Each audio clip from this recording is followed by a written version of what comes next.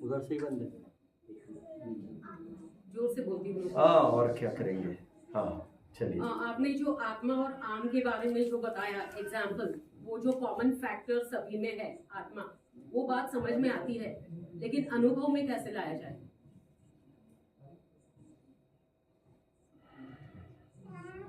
समझना ही अनुभव करना है।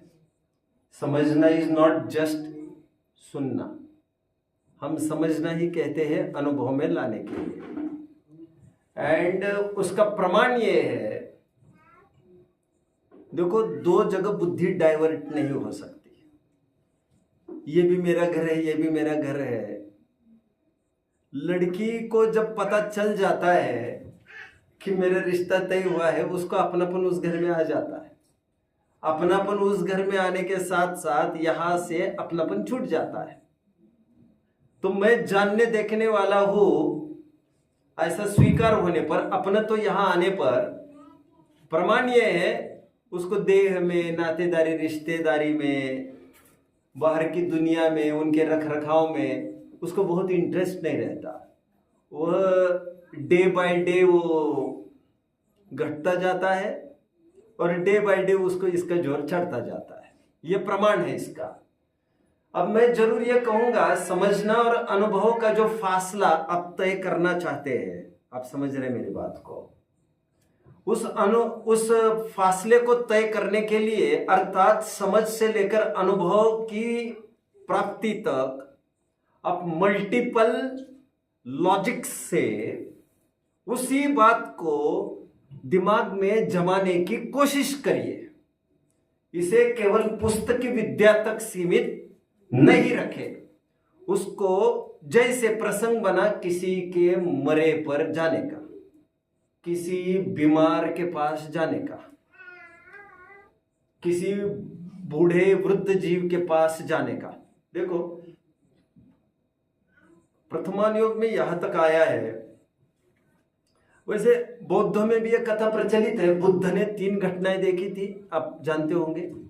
एक मरे हुए को देखा, याद आ रहा है, एक बीमार को देखा और एक वृद्ध को देखा। हमारे भगवती आराधना ग्रंथ में भी ऐसा बताया है, यदि वैराग्य को आपको जिंदा रखना है तो वृद्धों के बीच में रहना चाहिए।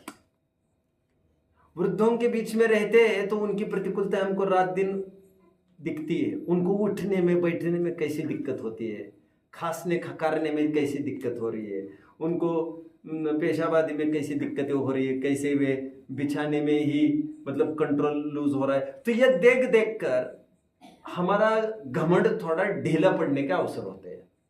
मैं तो इतना ही कहता हूं, प्रकृति को गौर से देखने की आदत चाहिए। अप्स एंड डाउन्स कैसे दुनिया फेस करती है, ये निरंतर स्टडी करने से, एनालिसिस है, analysis, study, you keep on repeating the thing, that is practice, that is practical, and practice makes man perfect. एक बार आपने सुन लिया, but listening is not all, उसको मल्टीपल जगह उसको एप्लीकेशन करना है।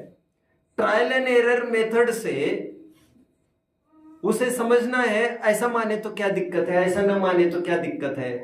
ऐसा निरंतर ऐसी स्टडी करने से वो धीरे धीरे मोह हमारा ठंडा पड़ता जाता है। ऑल ऑफ अ सडन इसीलिए काम नहीं होता सुनते ही आम जनों को, क्योंकि जितना गाढ़ा मोह है, बीमारी जितनी तगड़ी है, जितनी पुरानी बीमारी है, उसको उखाड़ना उतना मुश्किल होता है।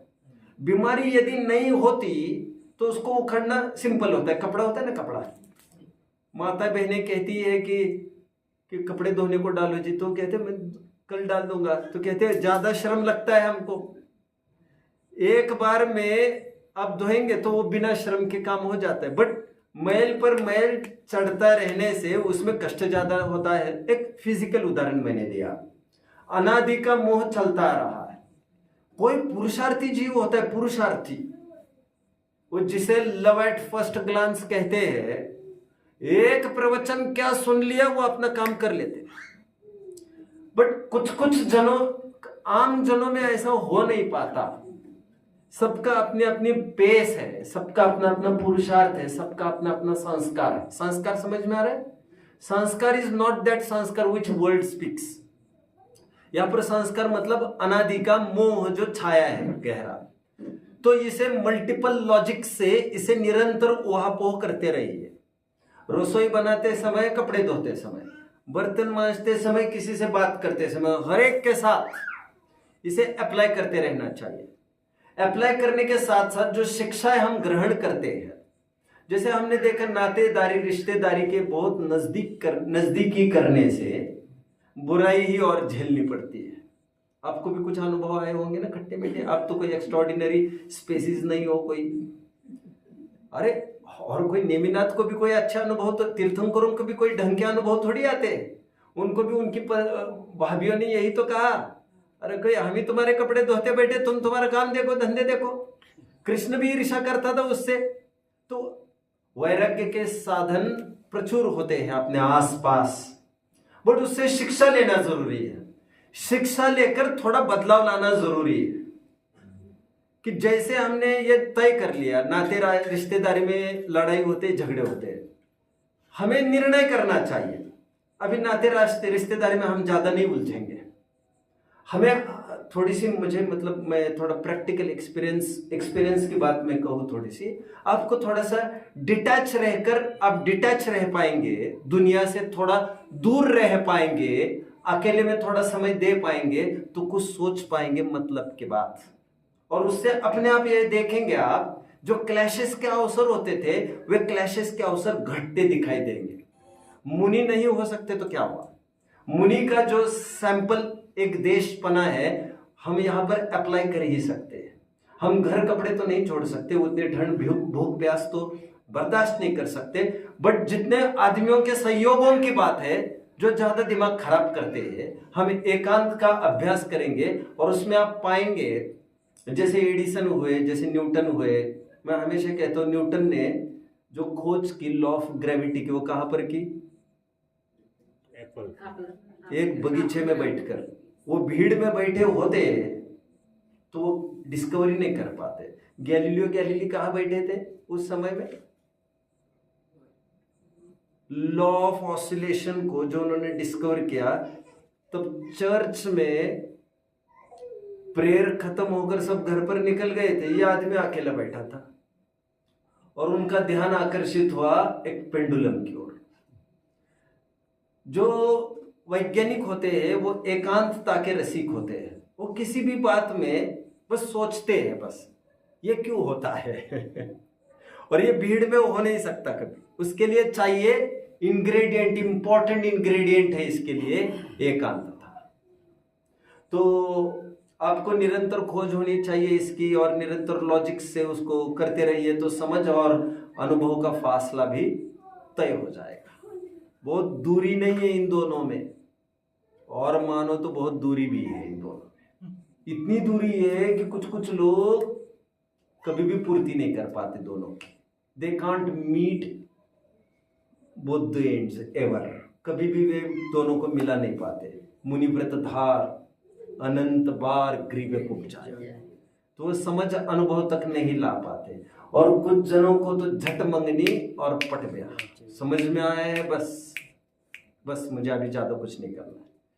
तो ये अपने अपने पुरुषार्थ की बात है। बट वैसे ही हम लिपटे रहेंगे, कल का दिन आज जैसा ही जाएगा, समाज है, मैं कैसे काम करूंगी, मैं एक वाइफ हूँ, मुझे तो ऐसा ही करना पड़ेगा, मैं तो ऐसा है। हम अपने पद के अनुरूप सोचेंगे तो हम कभी भी उबर नहीं पाएंगे। मैं जीव हूँ और मुक्त होने की मेरे में एफिशिएंसी है, दुख से मुक्त होना मेरा परम अधिकार है, ऐसे स्वीकार किए बिना आप उबर नहीं पाएंगे। यानी और कोई प्रश्न बोलिए। हमारा सन यात्रा के लिए डिक्लेयर आज 80 मुमुक्षुओं का सन यात्रा के लिए निकले सर। आज सवेरे हम मांगी तुंगी सिद्ध क्षेत्र के दर्शन किए, कल सवेरे गजपंथा पहाड़ के दर्शन करेंगे हम। तो थोड़ा ये समझाइए कि यात्रा करना क्यों इम्पोर्टेंट है। और दूसरी चीज, जैसा हम लौकिक में न्यू ईयर रेजोल्यूशन लेते हैं, जैसे अभी फर्स्ट गया तो हर कोई बहुत सारे लेते हैं, तो मैंने भी आज जहाँ पे यात्रा के विशेष में न्यू ईयर रेजोल्यूशन लिया। What did you resolve? पहले आप समझाइए फिर मैं बोलता हूँ मैं आपको। ठीक है, मैं कितना उचित लिया क्या लिया, मैंने बहुत यात्रा की है, मैं फर्स्ट टाइम आज लिए सो है। ठीक है, चलिए देखिए, दो प्रश्न है आपके। एक तो यात्रा का प्रयोजन क्या होना चाहिए, और एक तो न्यू ईयर है तो generally people resolve something, they think to do something better जो उनके लाइफ का एक पार्ट बन सके। That is not for a week और two, but basically let me tell you कि रियली आप तो इतना जानते होंगे कि ये जो न्यू ईयर है वो हमारा है नहीं। रिजोल्यूशन की जगह संकल्प लिया है मैंने। नहीं, वो तो I got that thing, but let me explain that part first कि ये न्यू ईयर हमारा नहीं है, ये ईसाइयों का है। फर्स्ट थिंग, हमारा श्रावण कृष्ण एकम ये हमारा न्यू ईयर होता है। उत्सर्पिणी अवसर्पिणी, प्रथम काल, द्वितीय काल, तीसरा काल, चौथा काल, सभी काल का प्रारंभ श्रावण कृष्ण एकम से होता है। That is considered to be our new year. और उपचार से भी यदि कहना हो तो दीपावली को हम जो वीर निर्वाण संवत जो माना जाता है उसे न्यू ईयर हम कहते हैं।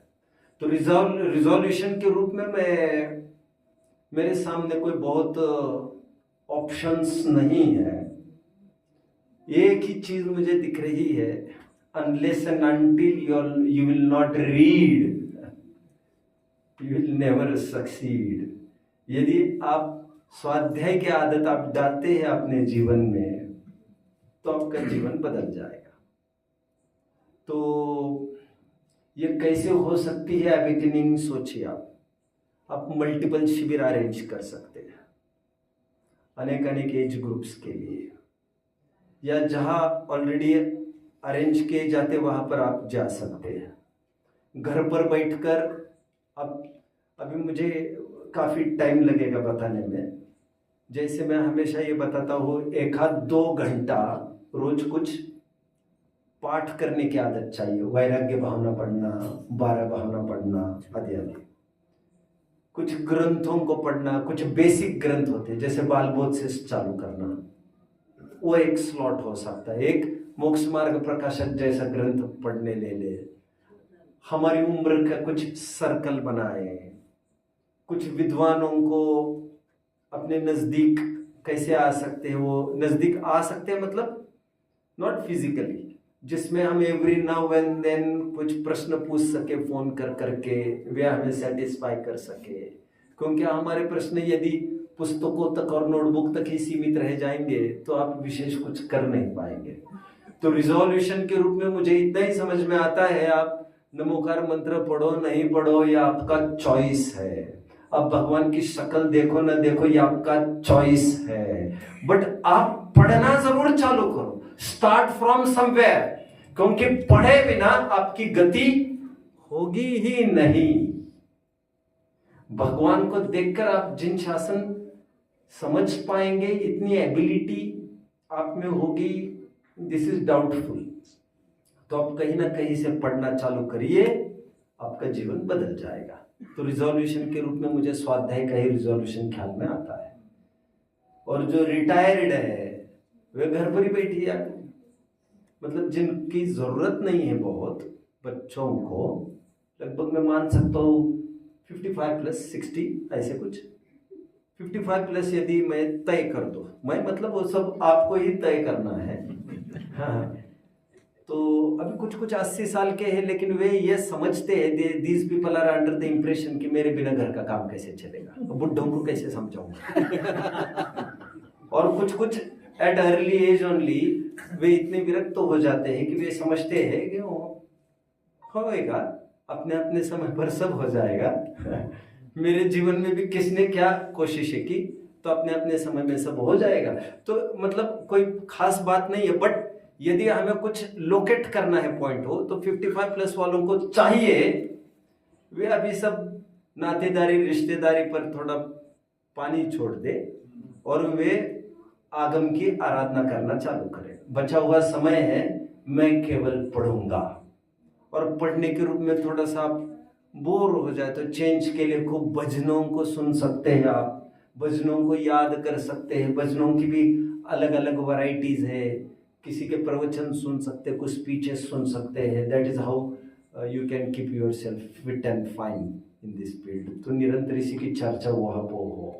मेल जोल वाले वे नहीं हुआ आपके जो घर गृहस्थी की बातें करते हो, राग द्वेष को बढ़ाते हो। तो कंपनी इसमें बहुत बड़ा काम कर जाती है। तो उन्हीं के साथ उठे बैठे जो पॉजिटिविटी क्रिएट करे, जो फिजुल राग द्वेष के साधनों को नहीं दिखाए, तो ये आप कर सकते हैं ये सब रिजोल्यूशन में। और यात्रा का सच्चा स्वरूप तो आपको तभी पता चलेगा जब आप स्वाध्याय करना चालू करेंगे। तो दूसरे प्रश्न के उत्तर में, वैसे तो पहले प्रश्न का उत्तर समाहित है, क्योंकि थोड़े में मैं क्या कहूँगा, लेकिन बाहर निकलने का, घर से बाहर निकलने का प्रयोजन ये भी होता है कि घर से बाहर निकलने पर प्लीज अच्छा आपने, हाँ you are seeing that thing, घर से बाहर निकलते हैं हम तो we come in contact with a variety of people. तो एक दूसरों को देखकर एक दूसरों की अच्छाई हम समझ सकते हैं, वो हमारे जीवन में इनकलकेट इम्प्लीमेंट कर सकते हैं उसे। तो बाहर निकलने का, मेल मिलाप का फायदा ये होता है। राग द्वेष का वर्धन ये होना भी नहीं चाहिए। जैसे मैं यदि स्पॉट आउट करूं आपका, आप घर से कितने बजे निकले? दोपहर में। हाँ, 2 बजे दोपहर में निकले घर से, मुंबई से। कुछ लोग तो 12 बजे से ही निकले होंगे और कहा कहीं से आए होंगे।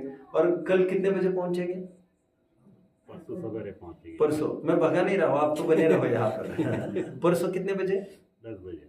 12 बजे मानकर चलता हूं मैं। मतलब 48 घंटे डोर टू डोर आप बाहर हो, राइट?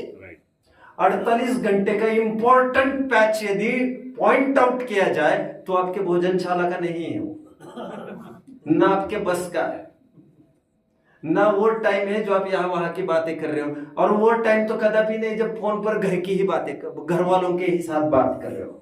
आपका एग्जैक्ट इंपॉर्टेंट पॉइंट वो है जो अभी आप बैठे हो यहाँ पर। तो यात्राओं में ये अवसर मिलते हैं प्रवचनों के, उनको समझ में आता है थोड़ा, और थोड़ी शांति भी मिलती है। और पहली बार बहुत जने विचार करते हैं एक बार जीवन को इस रूप आजमाया जाए। बहुत हो गई अभी राजी, दुनिया वालों को राजी करने की ये सब बातें।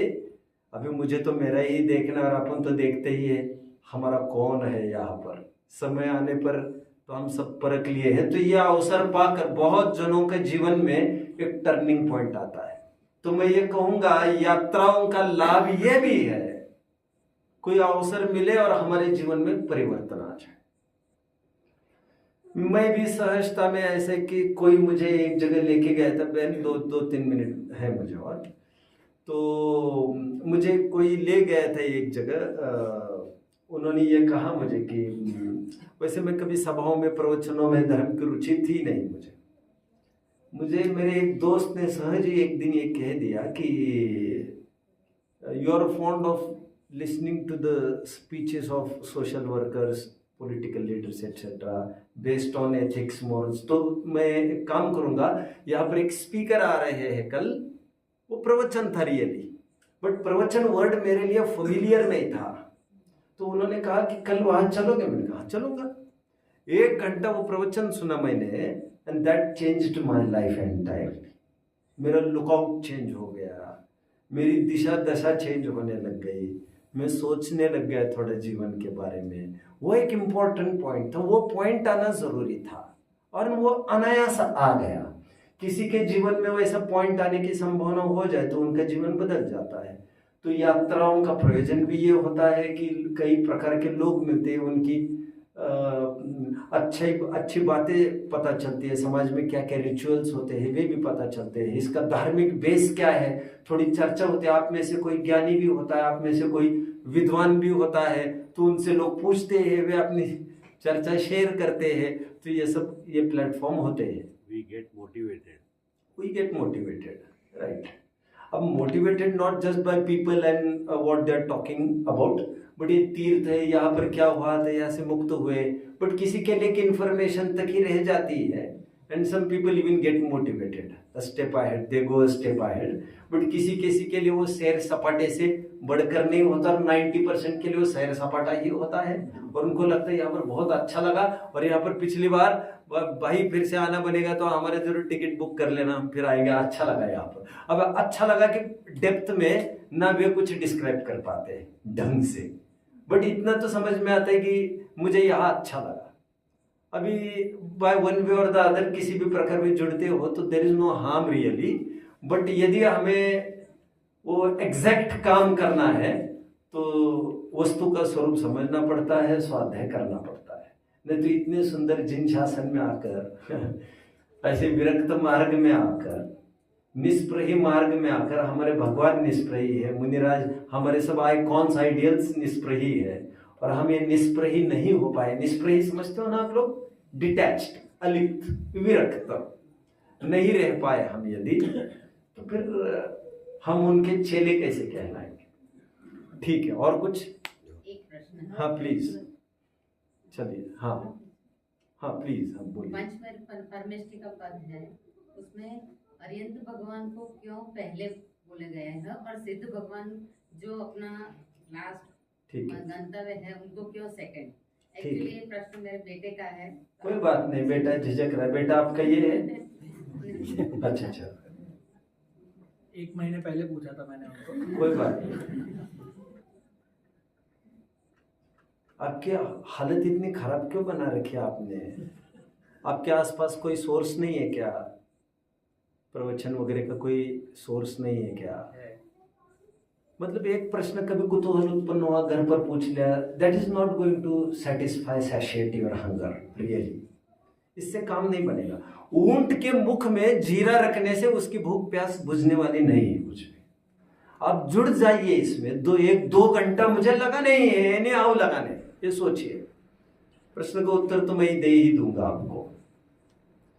आप जैसे ये यात्रा बनाई है वैसे एजुकेशनल कैंप्स आपको बनाने चाहिए, अरेंज करने चाहिए कुछ। इसमें कोई बहुत उपलब्धि नहीं होगी यात्रा वात्राओं में। यात्राओं के बीच में उपलब्धि के अवसर बनेंगे तो ऐसे बनेंगे कि हम जोड़ सकेंगे स्वाध्याय को, ये जरूर होगा। बताता हूं मैं। देखो, दुनिया तो प्रश्न, I am coming towards your answer, okay. हम अरहंतों को क्यों याद रखते हैं, ये याद करते हैं सबसे पहले, जबकि सुप्रीम स्टेट तो सिद्धों की है, क्योंकि अरहंतों में भी कुछ कुछ लूप होल्स है, अभी ड्रॉबैक्स है उनमें भी। अरहंतों में वो ड्रॉबैक ये है, अरहंतों के 4 अघाती कर्मों का अभाव हुआ नहीं है। अभी ज्यादा आप समझ सकेंगे नहीं, बट मूलतः वे मुक्त हुए ही नहीं है। अभी भी मनुष्य गति के शिकार है, अभी भी उनको आश्रव हो रहा है, कर्मों का आश्रव अभी भी हो रहा है। मैं जानता हूं ये बहुत थोड़े टाइम की बात है, बट अभी भी वो कंप्लीट स्टेट नहीं है उनकी। बट फिर भी अरहंतों को इसलिए याद करते हैं हम। दुनिया तो है वनिक वृत्ति रखती, काम नहीं परिणाम नहीं रखती। हम थोड़े स्वार्थ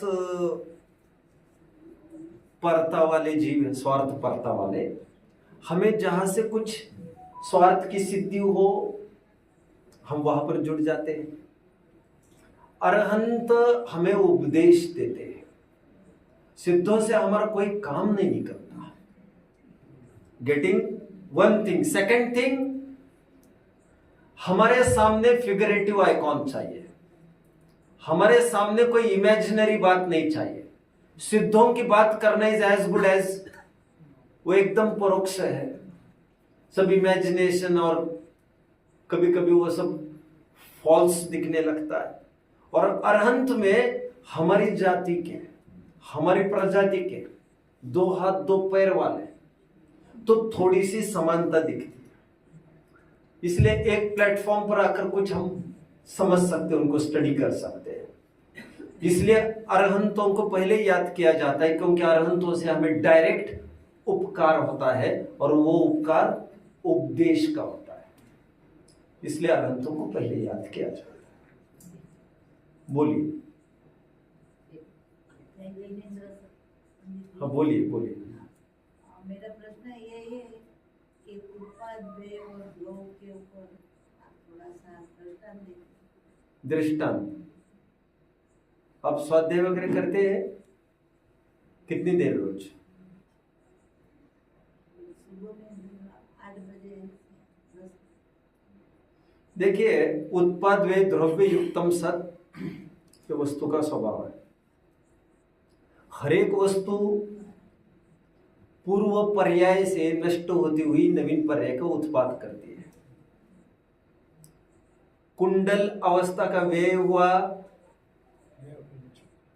और से मुकुट आदि अवस्था का उत्पाद हुआ, सोना द्रव्य रहा।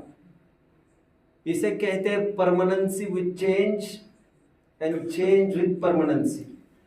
ये जैन दर्शन का एक कहना चाहिए एक ट्रेडमार्क आप कह सकते हैं, जो वस्तु को ये मानता है। जैसे जीव हूं मैं पहले भी था, लेकिन पहले मैं कभी नरक निगोदों में था।